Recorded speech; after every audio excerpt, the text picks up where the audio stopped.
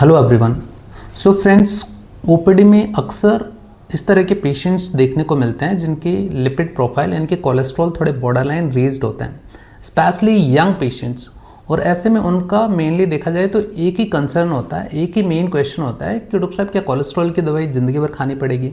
या फिर क्या कोलेस्ट्रॉल की दवाई को कभी बंद नहीं किया जा सकता, या फिर क्या कोलेस्ट्रॉल की दवाई एक बार शुरू करने के बाद उसकी आदत पड़ जाती है। तो देखिए फ्रेंड्स, अगर देखा जाए तो इस तरह के यंग पेशेंट्स जिनके कि कोलेस्ट्रॉल थोड़े बॉर्डर लाइन रेज्ड होते हैं, देखा जाए तो इसमें एक large chunk of the patients को कोलेस्ट्रॉल की शायद दवाई की ज़रूरत होती भी नहीं है, क्योंकि इस तरह के पेशेंट्स जो कि रिलेटिवली यंग हैं और जिनका कि ओवरऑल कार्डियोवैस्कुलर रिस्क प्रोफाइल लो है,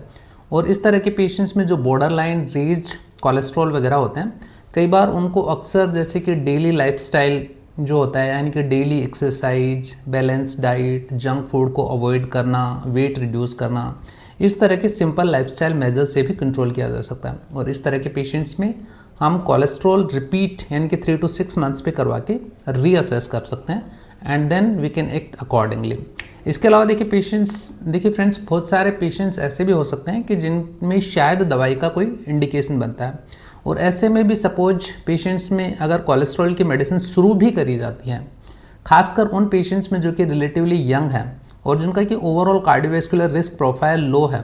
तो इस तरह के पेशेंट्स में भी मान लो कोलेस्ट्रॉल की दवाई को 3 to 6 मंथ देने के बाद हम फिर से रीअसेस कर सकते हैं, और सपोज इनका एलडीएल कोलेस्ट्रॉल बहुत ही अच्छे से कंट्रोल्ड है और इनकी लाइफस्टाइल काफ़ी अच्छी हो जाती है,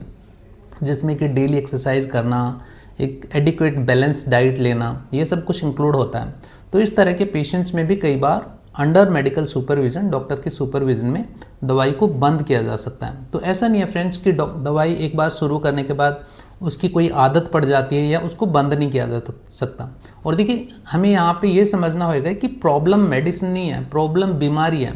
तो देखिए, एक्चुअली दवाई बंद करने में कोई इश्यू नहीं है, प्रॉब्लम ये है कि दवाई बंद करने के बाद कोलेस्ट्रॉल धीरे धीरे वापस आ जाता है। इसके अलावा फ्रेंड्स, एक थर्ड प्रोफाइल होता है पेशेंट्स का, कि जिसमें कि मान लो किसी पेशेंट्स को ऑलरेडी हार्ट अटैक हो रखा है, या किसी पेशेंट को स्टेंट डाला हुआ है, या पेशेंट को डायबिटीज़ है, यानी कि देखा जाए तो यहाँ पे कार्डियोवैस्कुलर रिस्क यानी कि डिजीज़ होने की संभावना काफ़ी ज़्यादा होती है फ्यूचर में इस तरह के पेशेंट्स को। तो इस तरह के पेशेंट्स को अक्सर जो कोलेस्ट्रॉल की दवाई है वो लंबे टाइम के लिए भी दी जाती है। और यहाँ पे देखिए, एक्चुअली कोलेस्ट्रॉल का यानी कि कोलेस्ट्रॉल की दवाई का मकसद सिर्फ कोलेस्ट्रॉल कम करना नहीं है, बल्कि हमारा कंसर्न मेन मकसद होता है कि भाई फ्यूचर हार्ट अटैक और स्ट्रोक वगैरह को प्रिवेंट करना। So thank you so much.